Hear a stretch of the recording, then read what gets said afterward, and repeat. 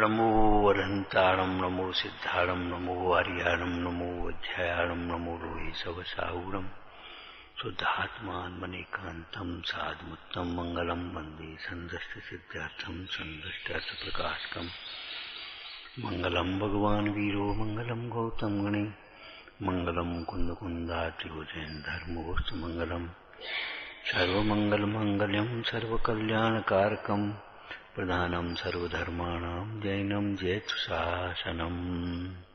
ओम नमः ओम नमः।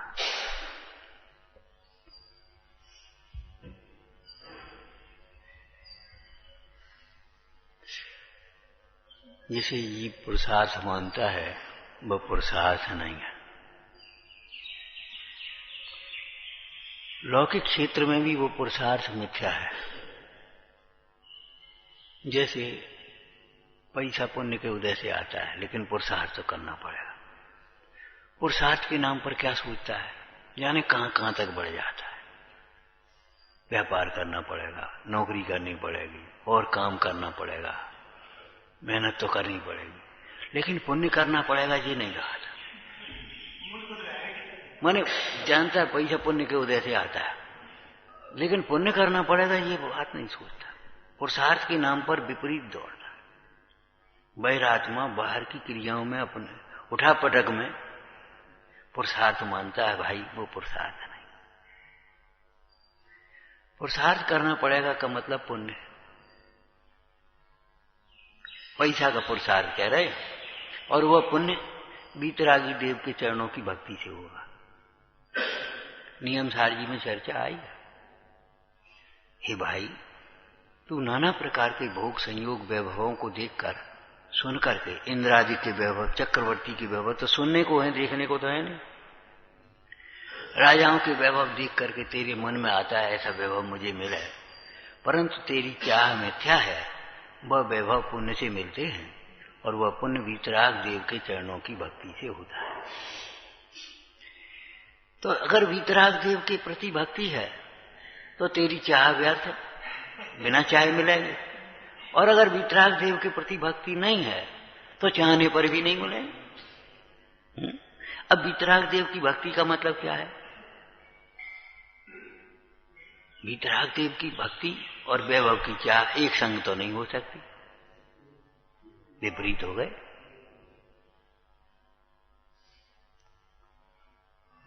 मतलब पुरुषार्थ के नाम पर हम क्या सोचते रहते हैं?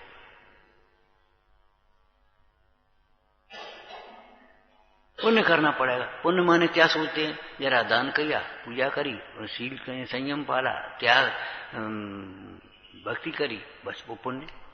अरे भैया, धर्मानुराग का नाम पुण्य है। ये बात सोचो बार बार अंतर में। ये वैभव ही नहीं है जिसकी चाह करता है तू। श्रावकाचार्य जी में पंडित सदाशिवदास जी ने एक बहुत ही सुंदर लाइन लिख दी टीका करते हुए। पुण्य निर्वाण छक्के हुए है, पुण्य निर्वाण छक्के हुए है। माने वैभव की चाह है तो वैभव की वांछा करने से वैभव नहीं मिलेगा, ये कहना है।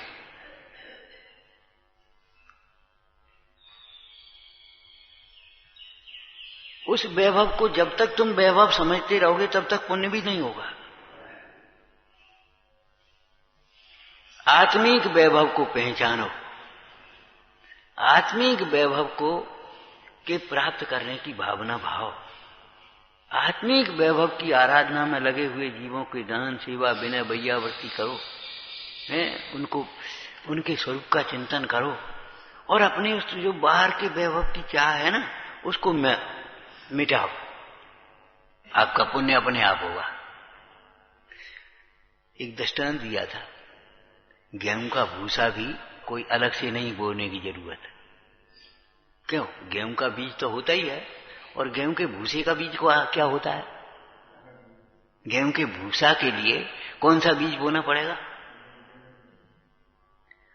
गेहूं का भूसा भी गेहूं के साथ तो अपने आप होगा, और गेहूं के बिना नहीं ही होगा। कुछ समझ में आया?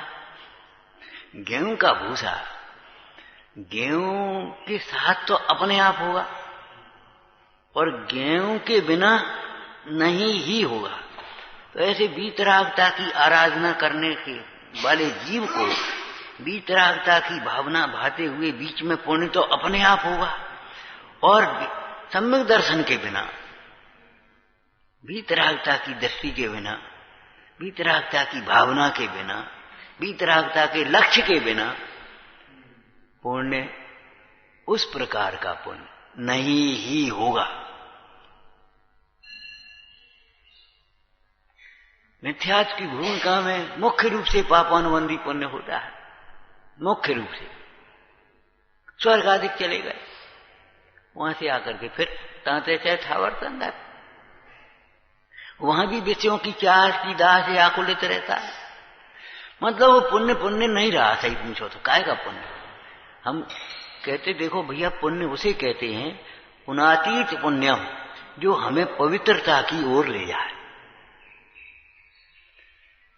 पवित्र स्वरूप की दृष्टि वह सम्यक दर्शन है। पवित्र स्वरूप का ध्यान, एकाग्रता, लीनता वह सम्यक चारित्र है। पवित्र तत्व की अनुभूति वह सम्यक ज्ञान है। ठीक है। और पवित्र स्वरूप का विचार, भावना, चर्चा, चिंतन ये उत्कृष्ट पुण्य है। ये कहने का मतलब हमको ये वैभव नहीं चाहिए, इंद्रादिक पद नहीं चाहिए। चाहूं उसी को इंद्रादिक पद मिलते हैं। इंद्रादिक पद सम्यक दृष्टियों को मुख्य रूप से मिलते, स्वधर्म इंद्रादिक। तो जो बता वो चाहता है उसको मिलते कि नहीं चाहता उसको मिलते? नहीं चाहता उसको मिलते। अगर तुम्हें वैभव चाहिए तो वैभव की चाह छोड़ो, इस वैभव को वीतराग के चरणों में समर्पित कर दो। इसीलिए हम बार बार कहते देखो भाई, नए वैभव की चाह मत करो, और पुण्योदय प्रमाण जो वैभव मिलता है उसका सदुपयोग करो। वीतरागता की प्रभावना में सदुपयोग करो, और अपना वैभव जो है उसका अपनी आराधना में उपयोग करो। दानी से त्यागी महान होता है, ध्यान रखना। त्याग धर्म है, दान तो पुण्य है। और जिसको दान जगत के जीव मानते हैं वह दान तो पुण्य है। और पूज्यपाद स्वामी ने कहा, अरे दान आदि के लिए भी जो धन आदि का संग्रह करना चाहते हैं, इतना हो जाए तो इतना दान करूं, ऐसा हो जाए तो ऐसा मैं काम करूं, तो वे तो भैया कीचड़ लगा करके स्नान करने के लिए कीचड़ लगाते हैं। कीचड़ लग जाए तो स्नान करने लायक है, बिल्कुल सही है, लेकिन स्नान के लिए कीचड़ लगाने लायक नहीं। पुण्य के उदय से सहज मिलता है तो खूब सदुपयोग करो, दान परोपकार में खूब करो, कोई दिक्कत नहीं।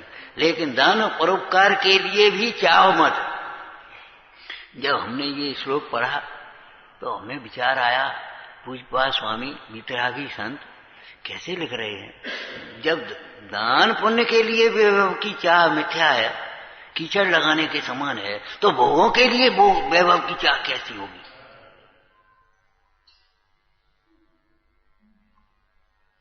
माने हमें दान पुण्य करने के लिए भी हमारे पास इतना हो तो ये हम दान करें, ऐसी शर्त नहीं है हमारे पास, न आगम में कोई विधि है। दान का स्वरूप क्या लिखा है आगम में? दान का दूसरा नाम क्या लिखा है? दान व्रत कोई लिखा है? कौन सा व्रत है दान व्रत? अतिथि समविभाग। अतिथि समविभाग दान का माने दान व्रत, इसी का नाम दान है। दान का मतलब अतिथि समविभाग। समविभाग कैसे होता है? बंटवारा जिसको कह देते हैं, सम्यक बंटवारा। समविभाग माने सम्यक बंटवारा। जैसे एक पिता के 4 पुत्र हैं, अब बंटवारा करने बैठ गए, तो बंटवारा कितना होगा? जितना है उसमें बंटवारा हुआ कि आगे के आधार पर इतना हो जाए तो मैं तुझे इतना दे दूंगा। वर्तमान में जितना है उसमें से बंटवारा करोगे ना। भाई 3 मकान है तो एक काम करते भाई, लड़के तू रहने दे, अगर 1 मकान और हो जाएगा तो तुझे दे दूंगा, 3 मकान एक एक मैंने ले लिए। ऐसा बंटवारा होगा क्या? ऐसा बंटवारा तो नहीं होगा।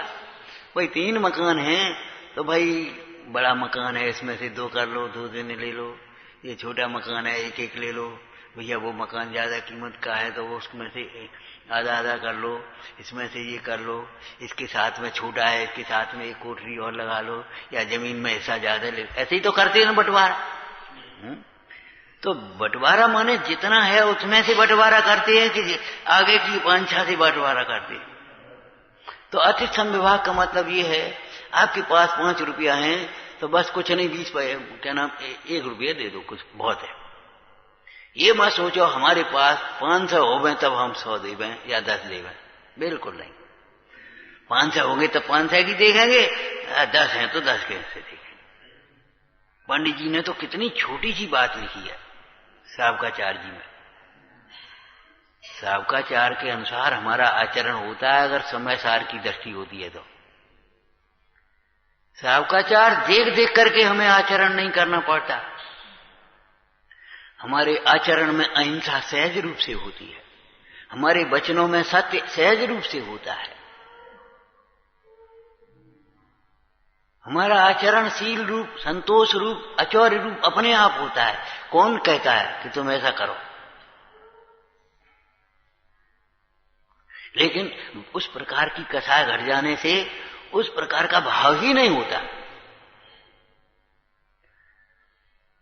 जिन आज्ञा के विरुद्ध आचरण तो कसायों की तीव्रता होने पर होता है।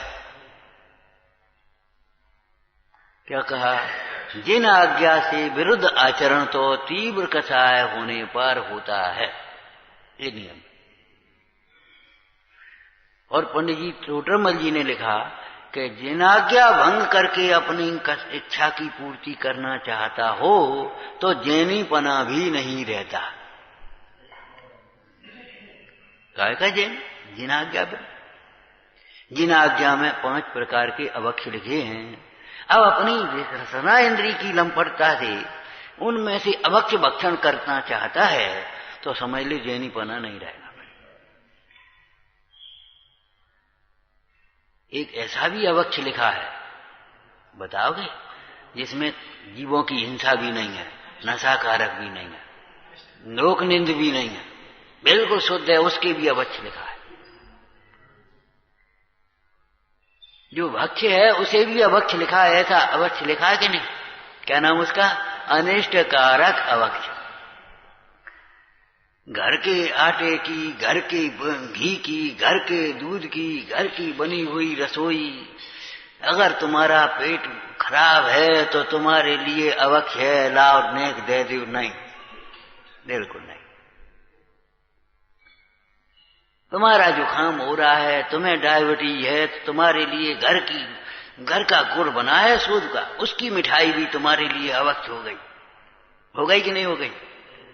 दर्द होता है, तकलीफ होती है, चावल तुम्हारे लिए अवक्ष हो गए। चावल साहब अवक्ष है? अरे इनके लिए अवक्ष नहीं है, तुम्हारे लिए अवक्ष हो गए। क्यों? तुम्हारे दर्द हो रहा है।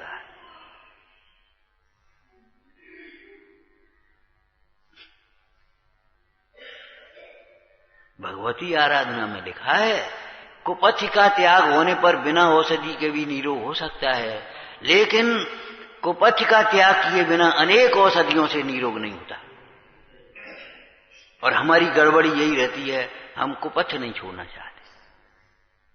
रसना इंद्री के अधीन मत बनो, रसना इंद्री को अपने अधीन बनाओ, जिससे हमारा संयम फले, जिससे हमारा स्वास्थ्य ठीक रहे। स्वास्थ्य संयम के लिए है, तो उस प्रकार का भोजन हमें करना। अच्छे और बुरे की बात ही नहीं। क्या बुरा, अच्छा और बुरा क्या होता है? क्या होता है अच्छा बुरा? किसी को मीठा अच्छा लगता है, किसी को नमकीन अच्छा लगता है। अच्छा बुरा होता क्या है? किसी को खटाई अच्छी लगती है, किसी को खटाई अच्छी नहीं लगती। अच्छे बुरे की तो कल्पना है ना, झूठी मन की। क्यों? सच्ची क्या झूठी?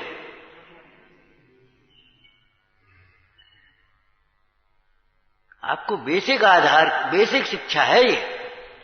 भोजन के तमाम नियम बाद के हैं, सबसे बाद के हैं कि तुम रसी करते हो, कि एक आसन करते हो, कि एक बार का खाते हो, कि 2 बार नहीं। पहला नियम है जो आपको मिले उसको बड़े संतोष से, बड़ी सादगी से, बड़े निष्प्रय भाव से, उदासीन भाव से संयम की वृद्धि की भावना भाते हुए करो। इस पड़ोसी को क्या परस रहे, हमें क्यों नहीं परसा, ये मत, बिल्कुल मत देखो, कतई मत देखो। उसके पुण्य की व्यवस्था उसके पास है, हमारे पुण्य की व्यवस्था हमारे पास है।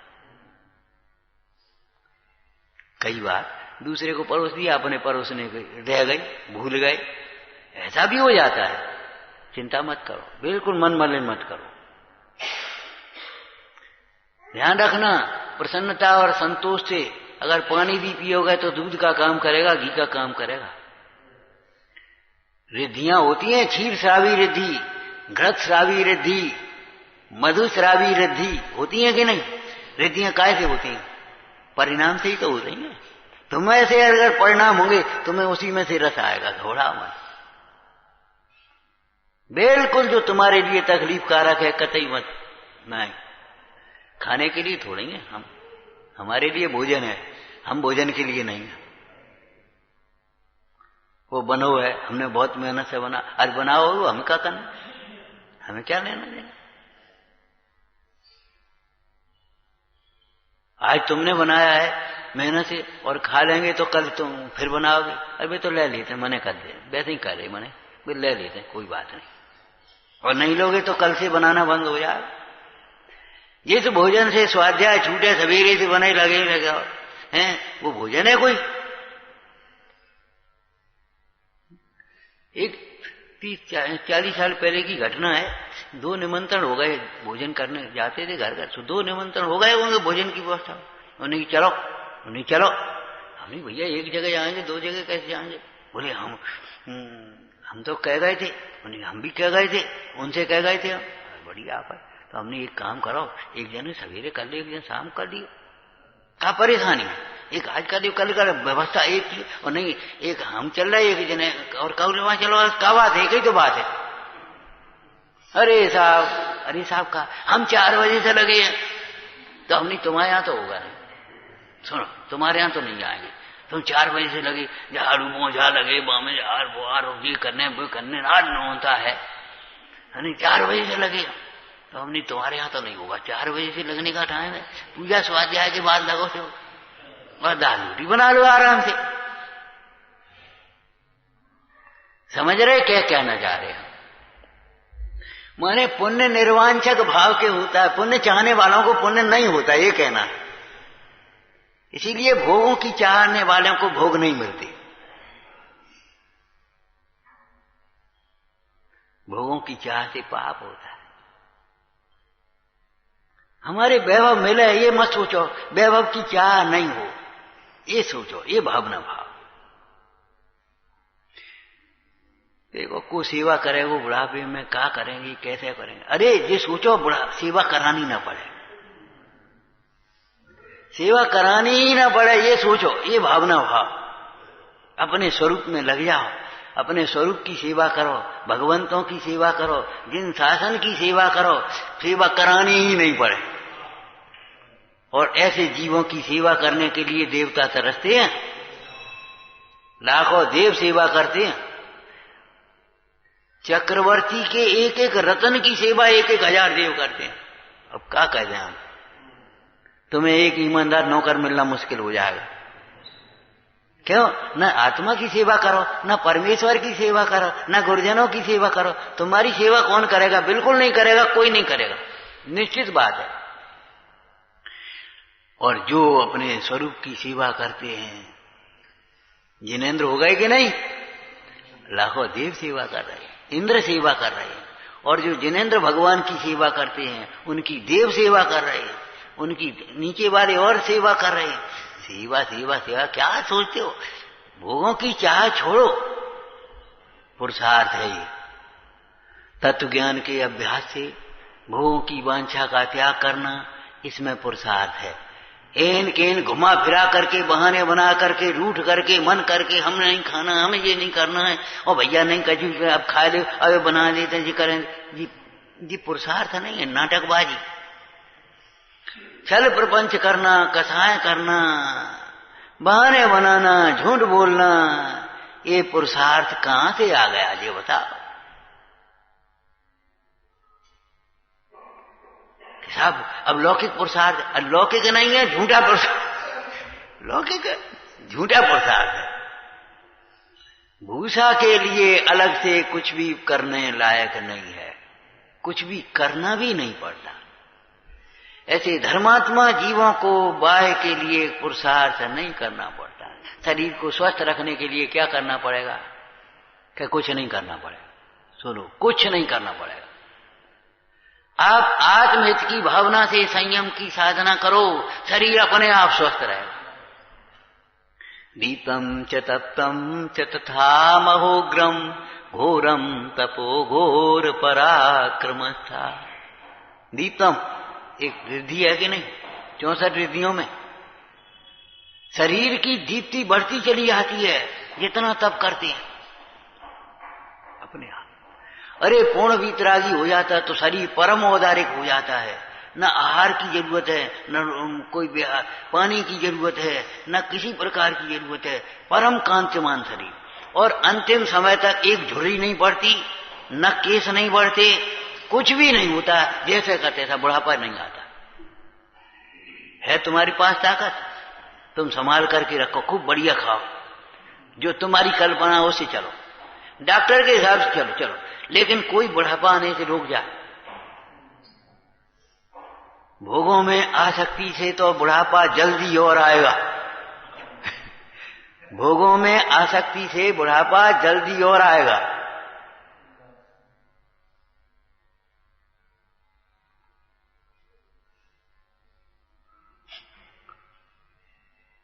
जो जीव नाना प्रकार से इच्छाओं की पूर्ति में लगे रहेंगे, बिल्कुल जल्दी और आएगा।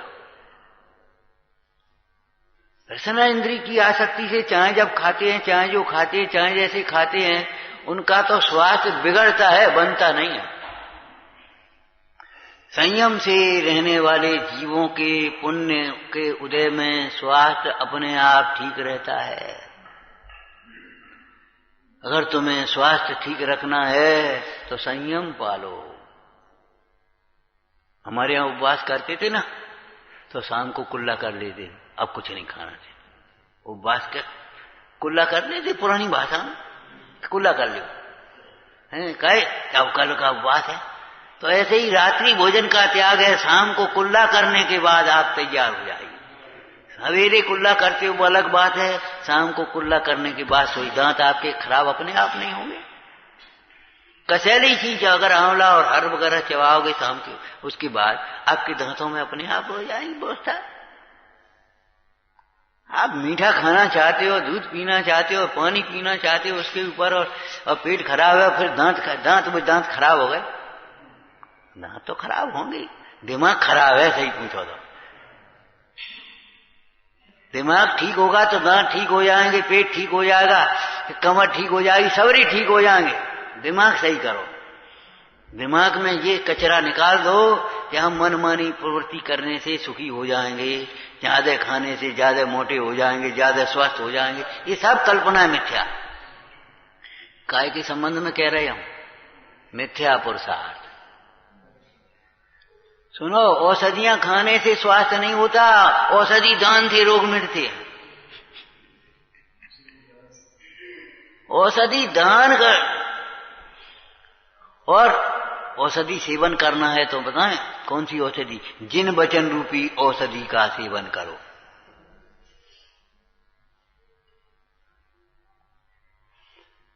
कि महाराज ये तो आत्म की भ्रांति, आत्मा के रोग की औषधि है। कि नहीं, यही शरीर के रोग की औषधि है। जो हमारी चिकित्सा, प्राकृतिक चिकित्सा बनाई ना, उसे आप कौन सी बनी, कैसे बनी? हमारे मुंडाजों को देखा जी, कुछ प्रकृति के, और कितने स्वस्थ रहते हैं, एक टाइम भोजन करते हैं और बिल्कुल कोई और कुछ नहीं, एक टाइम। श्रावकों का भोजन देखा उन्होंने, प्राशुक पानी पीते, इतना करते, सब बिल्कुल ठीक है। अब जितनी विकृति आ गई उसमें, वो सब शरीर के लक्ष्य से आई है, वो विकृत दिमाग की उपज है।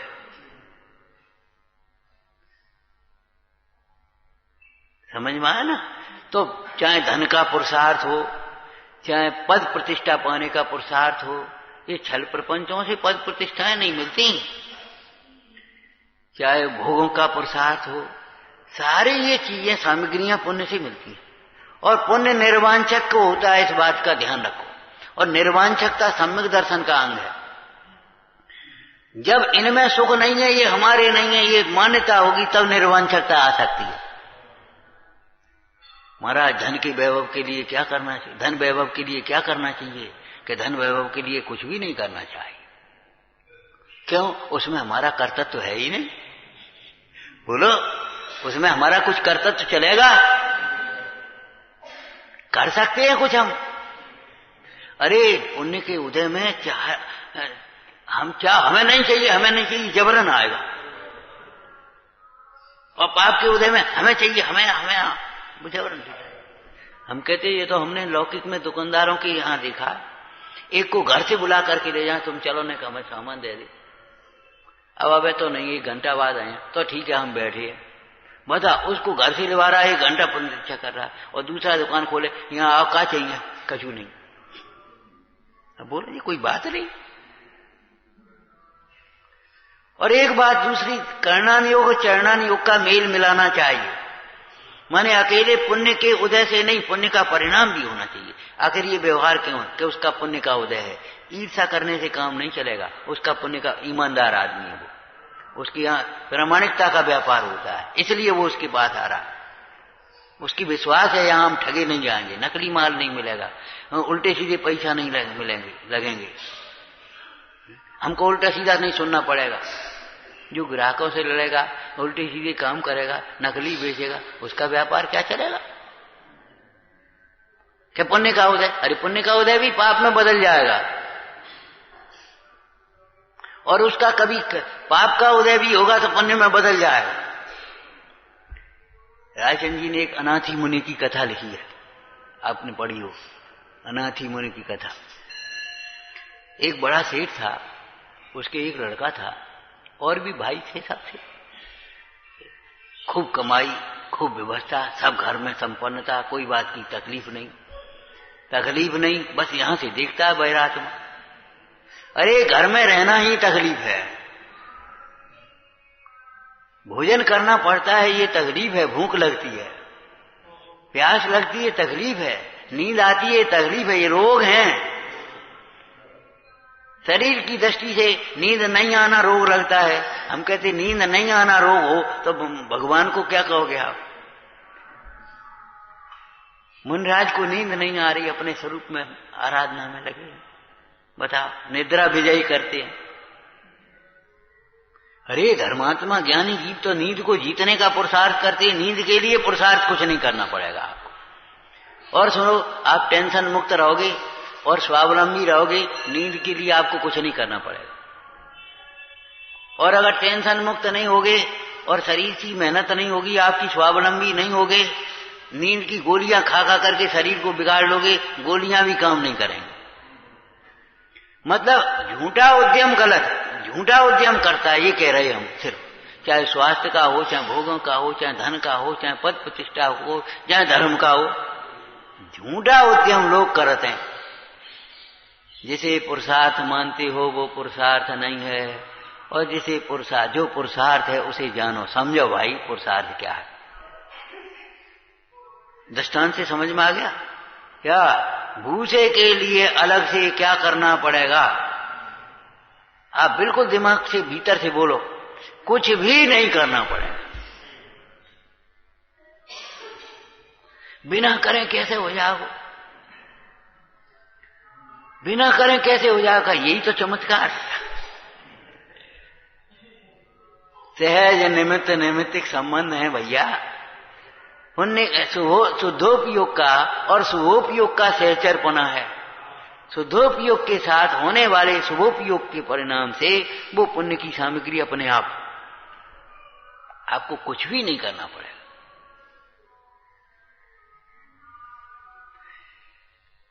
तो अनाथी मुनि की कथा थी, बाहर में सभी अनुकूलताएं संपन्नताएं थीं। एक दिन क्या हुआ, उस लड़के को भयंकर आंख में पीड़ा हो गई।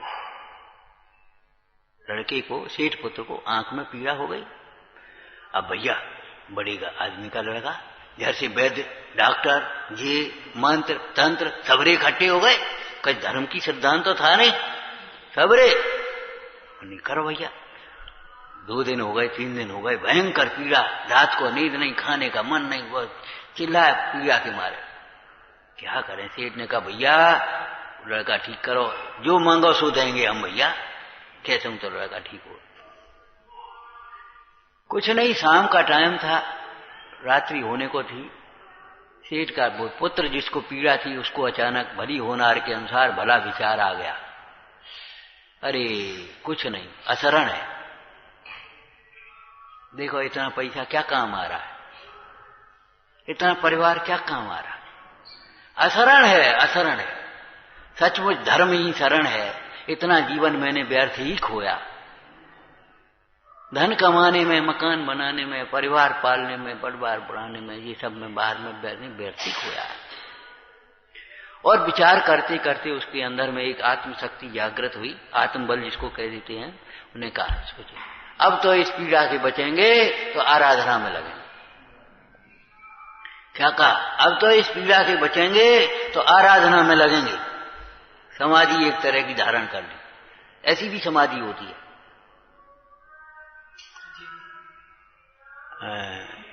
आग लगे या नाव डूबे या धर्म विघ्न जब आवे, 4 प्रकार आहार त्याग के मंत्र सो मन में ध्यावे। इनमें ऐसी समाधि होती है कि अगर इस उपसर्ग से बचेंगे तो आहार पान ग्रहण करेंगे और नहीं तो नहीं। और ऐसा एक अनाथी मुनि का दृष्टांत, ये तो कल्पना का दृष्टांत है, नाम पता नहीं, लेकिन हमारे दृष्टांत में तो ऐसे पुराणों में दृष्टांत है। बारसेन कुमार के चोर की ने आकर के हाथ डाला और उसने आकर के पहरेदारों ने पकड़ा, नहीं भैया ये क्या ढोंग कर रहा है, चोरी करता है राजकुमार होकर के, तेरे लिए क्या कमी थी। और राजा से कहा महाराज अब क्या करें बताओ, आपका पुत्र ही चोर। हार पड़ा उसके पास, अब हार रख करके ध्यान के लिए, उन्हें कुछ नहीं, तलवार चढ़ा गर्दन उड़ा दो। बोलता नहीं है, उठता नहीं है, कुछ कहता नहीं है, फूल की माला बन गई। बारसेन कुमार निर्दोष जैसे के तैसे बैठे वीतरागी। तब खेद नहीं, अब हर्ष नहीं, तब दीनता नहीं, अब अभिमान नहीं, तब भय नहीं, अब कोई प्रकार की वांछा नहीं। तीनों जोड़ियां समझ लेना। तब भयभीत नहीं थे, अब क्या हो है, लोग क्या कहेंगे, धर्म की बड़ी हंसी होगी, अब जो हो वो सो हम क्या करें।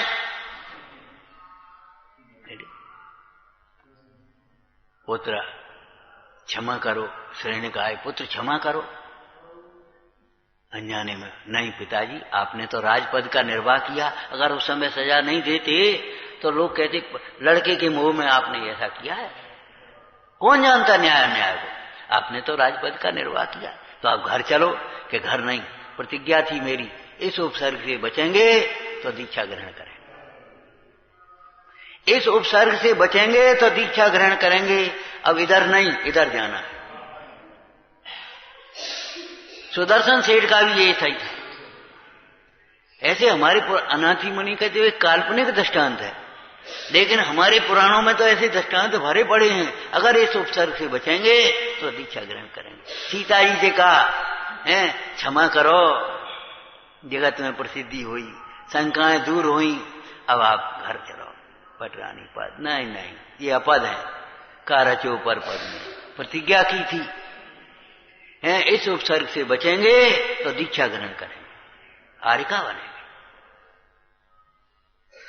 तो उस लड़के ने ऐसे प्रतिज्ञा की कि अब यहां से बचेंगे तो अपनी आराधना में लगेंगे। बस जाने कैसे थोड़ी देर चिंतन करता रहा, नींद आ गया, नींद आ गई, सो गया, सवेरे उठा तो पीड़ा गायब, और उठ करके चल दिया। मुनराज ने ये जवाब दिया, राजन मैं अनाथ था, मेरी पीड़ा को कोई बांट नहीं पा रहा था, मेरी पीड़ा को कोई बांट नहीं पा रहा था, दूर करने में बड़े बड़े हकीम डॉक्टर सब मंत्र तंत्रवादी सब असमर्थ थे, मेरे पिता लुटाने को तैयार थे, जो चाहिए सो ले जा भाई, लड़के की पीड़ा मिट जाए, लेकिन सब असमर्थ। उस काल में मुझे धर्म शरण हुआ है, इसलिए मैं धर्म आराधना के लिए आया। अनाथी माने क्या समझ गए? इन प्रसंगों से हमने ये परिभाषाएं लिखी हैं। अनाथ वह नहीं है जिसके माता पिता नहीं है। अनाथ वह है जो माता पिता को माता पिता नहीं समझता। लौकिक बात है। अनाथ वह है जिसे जिन्नाथ की श्रद्धा और भक्ति नहीं है। अनाथ वह है जिसे चैतन्य नाथ का भान नहीं है। अनाथ कौन है? जो माता पिता नहीं है वो अनाथ है। अरे नहीं, जो माता पिता को माता पिता ही नहीं समझता, अवज्ञा करता, अनादर करता है, गुरु को गुरु नहीं समझता, माता पिता को माता पिता नहीं समझता, वो अनाथ बना डोलता है। अनाथ वह है जिसके हृदय में जिन्नाथ की श्रद्धा और भक्ति नहीं है। अनाथ वह है जिसे अपने चैतन्य नाथ का भान नहीं है। वो व्यवहार हो गया, वो लोक व्यवहार हो गया, ये परमार्थ हो गया। दरिद्र वह नहीं है जिसके पास धन नहीं है। अगर धन के बिना दरिद्र कहोगे तो मुन्नाज को क्या कहोगे? दरिद्र वह है जिसे धन की चाह है। धनवान वह है जिसे धन की चाह नहीं है। और दरिद्र वह है जिसे अपने धन की खबर नहीं है। धनवान वह है जिसे अपने धन की खबर है। अंतर के लक्ष्यों अजाची लक्ष्यपति है। अंतर की लक्ष्यों अजाची लक्ष्यपति है। तो जैसे भूसे के लिए कुछ नहीं करना पड़ेगा, ऐसे तुम्हें शरीर के लिए, बाहर के संयोगों के लिए कुछ भी नहीं करना पड़ेगा। आत्मा की आराधना के लक्ष्य से आप काम करिए जो कुछ भी करना है। भक्ति करो अपने परिणामों की निर्मलता के लिए। वो विघ्न दूर करने के लिए कुछ नहीं करना पड़ेगा। परिणाम भी शुद्ध होंगे, परिणाम शांत होंगे, कर्म शांत होंगे, सारे विघ्न शांत हो जाएं। पुरुषार्थ किसका नाम है? समझ में आया? पुरुष, जिस पुरुषार्थ में, कल की भाषा याद है तुम्हें भैया? जिस पुरुषार्थ में पुरुष नहीं है वो पुरुषार्थ काएगा। आत्मा नहीं है जो हमें आत्मा की ओर न ले जाए, वो पुरुषार्थ नहीं है। पवित्र स्वरूप की भावना, पवित्र पद का लक्ष्य, पवित्र पुरुषों की भक्ति, गुण चिंतन, गुणानुवाद, नमस्कार, विनय, सेवा, इसका नाम पुण्य है। उनके वचनों का पालन। अब उनके वचनों का पालन तो दया, दान, शील, संयम अपने आप हो गया। हो गया कि नहीं? पुण्य नहीं चाहने वाले को कैसा पुण्य होता है अभी? हम कहते हैं देखो, अज्ञानी को पुण्य छोड़ता है, अज्ञानी को पुण्य छोड़ता है। अज्ञानी पुण्य के पीछे भागता है, चिपकता है। ज्ञानी को पुण्य नहीं छोड़ता, ज्ञानी ही पुण्य को छोड़ता है। अब पुराण पढ़ लो, जब से सम्यक दर्शन हुआ उसके बाद से कोई दरिद्र हुआ हो तो बता, कोई विकलांग हुआ हो, रोगी हुआ हो, हीन हुआ हो, नरक में दुख भोगे हो, बताओ। नरक में, नरक आयु बंध गई तो गए, लेकिन नरक में दुखी हुए हों, ऐसे हुए बताओ। बाहर नरक कृत दुख भोगे, अंतर सुगरस घटा घटी, चिन्ह रुद्र धारी की मोह रीत लगत है। पुरुषार्थ एक ही है। जहां है, जिस परिस्थिति में है, उन सबसे न्यारा अपने को चैतन्य स्वरूप देखना। पुरुषार्थ करने में नहीं है, विकल्पों की पूर्ति में तो है ही नहीं, विकल्पों के अभाव की चिंता में भी पुरुषार्थ नहीं है। पुरुषार्थ है तत्व स्वरूप के चिंतन करने में। ये व्यवहार हो गया। बाद बाकी जो है स्वरूप उसको स्वीकार करना, इसी का नाम पुरुषार्थ है। हर आदमी स्वीकार भी नहीं कर पाता, बौखला जाता है, दुखी हो जाता है, उत्तेजित हो जाता है, हर्ष विषाद करता है। जो है उसको सहज भाव से स्वीकार करो। क्या कहें? देह अनित्य है, अशरण है, इस बात को सहज भाव से स्वीकार कर लो। छूटेगी ये तो देह, इसको आप बनाए नहीं रख सकते, इसमें कोई पुरुषार्थ नहीं चलेगा तुम्हारा। पुरुषार्थ देह को भिन्न मान करके आप निश्चिंत हो गए, समाधि मन का पुरुषार्थ हो गया। हो गया कि नहीं? ऐसे ही आप साधना करोगे, स्वास्थ्य का पुरुषार्थ अपने आप, धन का पुरुषार्थ अपने आप। माने जैसे भूसे के लिए अलग से कुछ भी करने लायक नहीं है, ऐसे इन बाहर में कुछ भी करने लायक नहीं है। वो आत्मन अपना एक एक समय, एक एक उपयोग, एक एक शक्ति का कण ये समझ लो, आत्मा के लिए समर्पित कर दे। पुण्यम समग्र महमेक मना जो होमी, भूतार्थ यज्ञ पुरुष से करोमि यज्ञम। सर्वस्व समर्पण पूर्वक एकमात्र आराधना का लक्ष्य बनाना। बीच में जो कुछ भी हो जाए योग्य होगा, अयोग्य नहीं होगा। और आत्म स्वरूप का लक्ष्य नहीं हुआ तो भैया उल्टा तो होना ही है। ओम नमः। हे जिनवाणी भारती तो ही जपूं दिन रैन, जो तेरी शरणा गए तो पावे सुख चैन। ना वाणी के ज्ञान ते सूझे लोकालो, तो वाणी मैं सक नमो सदा देत हूँ धो।